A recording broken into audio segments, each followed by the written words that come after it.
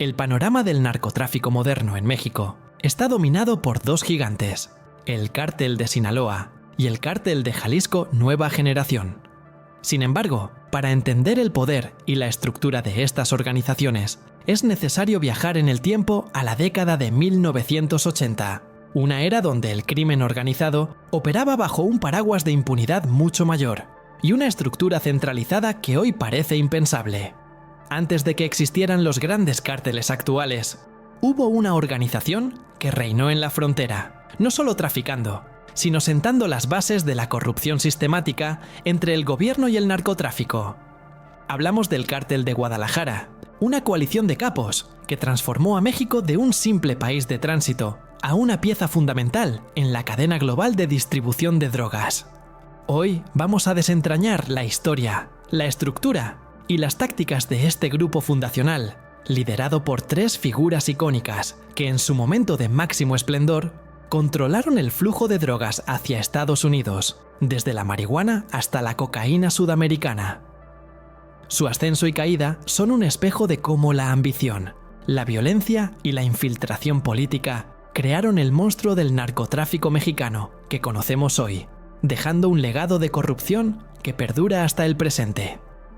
Antes de sumergirnos en la historia del cártel que lo inició todo, te hacemos la invitación de siempre. Si valoras nuestro trabajo y los análisis profundos sobre el crimen organizado, te pedimos que te suscribas ahora mismo al canal, que actives la campanita para que no te pierdas el próximo video, nos dejes un me gusta y, por supuesto, comentes sobre qué otra organización precursora de los grandes cárteles te gustaría que investigáramos. Tu apoyo nos permite seguir contando estas historias. El Cártel de Guadalajara no nació como lo hacen los cárteles modernos, en medio de una sangrienta disputa. Fue una alianza estratégica y empresarial, consolidada a finales de la década de 1970 por tres personajes clave. Miguel Ángel Félix Gallardo, conocido como el Jefe de Jefes, Ernesto Fonseca Carrillo, Don Neto y Rafael Caro Quintero, el narco de narcos. Su visión fue revolucionaria: unificar a los distintos grupos de traficantes que operaban de forma independiente en el norte y el Pacífico para crear un monopolio que controlara todo el negocio, desde el cultivo de marihuana en Sinaloa hasta la distribución en la frontera con Estados Unidos. Félix Gallardo fue el cerebro de esta operación. Utilizando su experiencia y sus contactos, se convirtió en el eslabón de unión entre los productores mexicanos de heroína y marihuana y los poderosos cárteles colombianos de la cocaína, liderados por Pablo Escobar Gaviria y el Cártel de Medellín. Esta alianza fue crucial, ya que los capos mexicanos proporcionaron la infraestructura logística terrestre que los colombianos necesitaban desesperadamente. Aunque Félix Gallardo, Caro Quintero y Don Neto fungieron como las caras visibles del Cártel de Guadalajara, su poder se sostuvo sobre una compleja red de operadores y colaboradores que hicieron posible su expansión nacional e internacional. Entre ellos había figuras clave como Juan José Esparragoza Moreno, conocido como El Azul, quien operaba desde las sombras, brindando el puente entre la vieja mafia sinaloense y la nueva generación de traficantes. Pero también destacó la participación activa de policías, militares retirados y funcionarios que se prestaron para custodiar cargamentos, facilitar el cruce fronterizo y mantener el silencio institucional. Además, los vínculos con el mundo empresarial no pueden ser pasados por alto. Hoteles, ganaderías, centros nocturnos y transportes formaron parte del entramado de negocios legales, usados para el lavado de dinero. Estas empresas les permitieron crear una fachada respetable ante la sociedad, al tiempo que ocultaban el flujo de capital ilícito. Esta red no solo les proporcionaba logística y protección, sino que también les permitía influir en decisiones políticas locales y estatales. El modelo del Cártel de Guadalajara no fue solo delictivo, sino profundamente empresarial, sentando las bases de cómo operan los grandes cárteles hasta hoy. La táctica más efectiva y más peligrosa del Cártel de Guadalajara fue la corrupción sistemática. Félix Gallardo entendió que la violencia podía atraer atención no deseada, pero que el dinero podía comprar la protección total del gobierno. Estableció alianzas con altos funcionarios de la policía y de la política, incluyendo miembros de la Dirección Federal de Seguridad, la agencia de inteligencia más importante de México en ese momento. A cambio de millones de dólares en sobornos, estos funcionarios les proporcionaron credenciales oficiales, protección militar y la libertad para operar a lo largo de miles de kilómetros de territorio mexicano. En esencia, el cártel operaba con una impunidad casi oficial, con sus líderes viviendo en lujosas residencias y moviéndose abiertamente por el país, actuando bajo la fachada de respetables empresarios agrícolas. Esta red de protección convirtió al cártel en una entidad casi intocable, permitiéndoles enfocarse en la expansión y el crecimiento del negocio, sin temor a ser detenidos por las autoridades locales. La gran jugada que catapultó al cártel de Guadalajara a las ligas mayores fue el acuerdo con los colombianos para el tráfico de cocaína. A principios de la década de 1980, las rutas directas por el Caribe se habían vuelto demasiado peligrosas debido a la intensa vigilancia de Estados Unidos. Félix Gallardo se ofreció a utilizar a México como la nueva plataforma logística.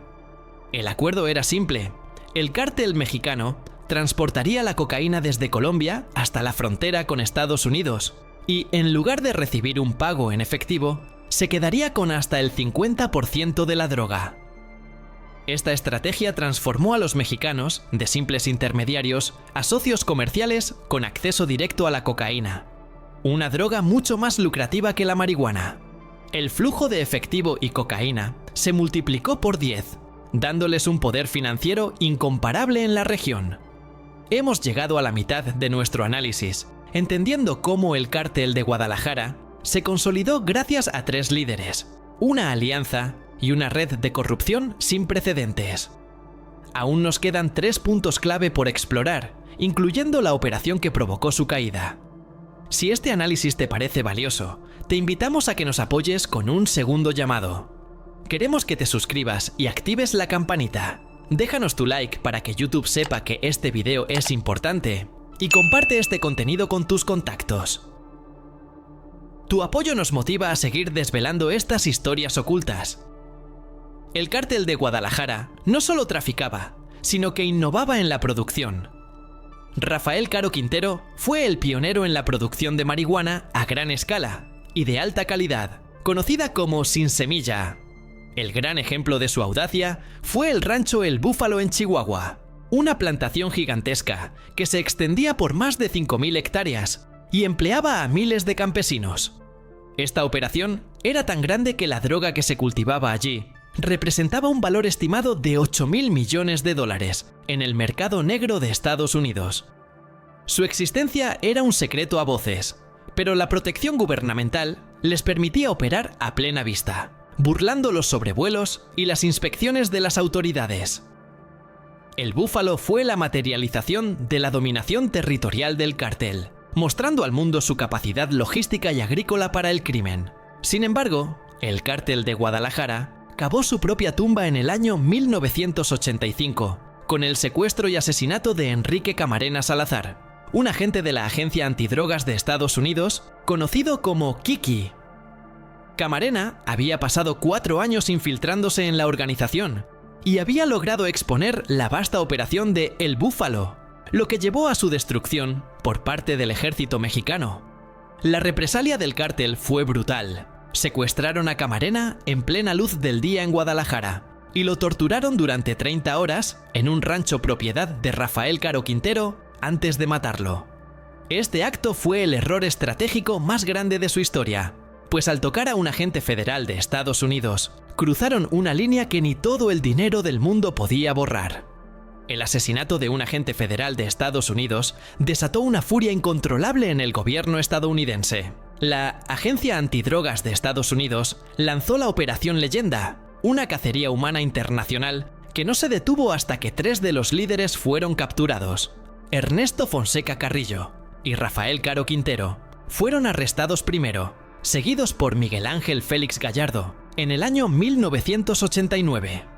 La caída del cártel de Guadalajara demostró que, aunque la corrupción puede comprar impunidad temporalmente, cruzar ciertas líneas rojas internacionales resulta fatal.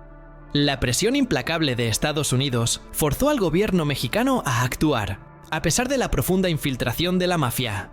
La desarticulación del cártel marcó el inicio de una nueva era en la guerra contra las drogas, una era de mayor intervención extranjera y de fragmentación del poder criminal. Tras las detenciones y el comienzo del proceso judicial en contra de los líderes del cártel de Guadalajara, surgieron tensiones internas que revelarían algo más profundo: la fragilidad de los acuerdos entre capos. A la ausencia de Félix Gallardo como figura central, se sumaron las desconfianzas entre los lugartenientes, lo cual llevó a violentas disputas por el control de las rutas y territorios.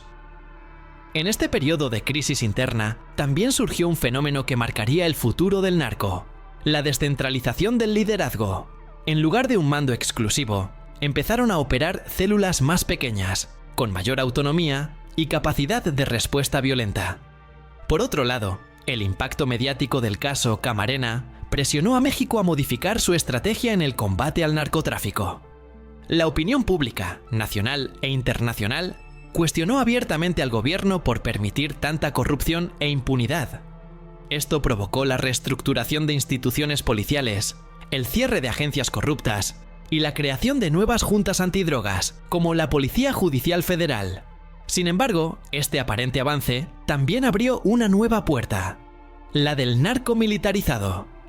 Al fragmentarse el poder y aumentar la presión, muchos excolaboradores del cártel de Guadalajara optaron por armarse, formándose así organizaciones más violentas, como los Zetas y el naciente Cártel del Golfo. La desarticulación del cártel de Guadalajara tuvo dos consecuencias históricas. Primero, sentó el precedente de la intervención directa de Estados Unidos en la política antidrogas mexicana. Segundo y más importante, la caída del cártel provocó una fragmentación de la organización que dio origen a los cárteles que dominan hoy la escena. Félix Gallardo, desde la prisión, organizó una cumbre en el año 1989 para repartir el territorio como si fuera un pastel, asignando plazas a sus socios más cercanos y leales. De esta división surgieron el Cártel de Tijuana, el Cártel del Golfo y principalmente la Federación de Traficantes, que daría origen al Cártel de Sinaloa, con Joaquín Guzmán Loera, el Chapo, e Ismael Zambada García, el Mayo Zambada, tomando el control de la Ruta del Pacífico. El Cártel de Guadalajara no desapareció sin más. Se transformó en los monstruos más grandes y más violentos que vendrían después. El legado de corrupción y el modelo de negocio centralizado de Félix Gallardo perdura en las estructuras actuales de los cárteles. Hemos concluido este detallado análisis sobre el Cártel de Guadalajara, la organización que sentó las bases del narcotráfico moderno. Agradecemos tu tiempo y tu interés en el análisis profundo de estos temas. Para seguir haciendo posible este tipo de contenido, necesitamos tu ayuda. Por favor, suscríbete a nuestro canal de YouTube, activa esa campanita para que no te pierdas el próximo video, déjanos tu me gusta en este momento y en los comentarios dinos qué factor crees que fue el más determinante en la caída de este cártel: la corrupción interna o la presión de Estados Unidos. Hasta la próxima y gracias por ser parte de nuestra comunidad.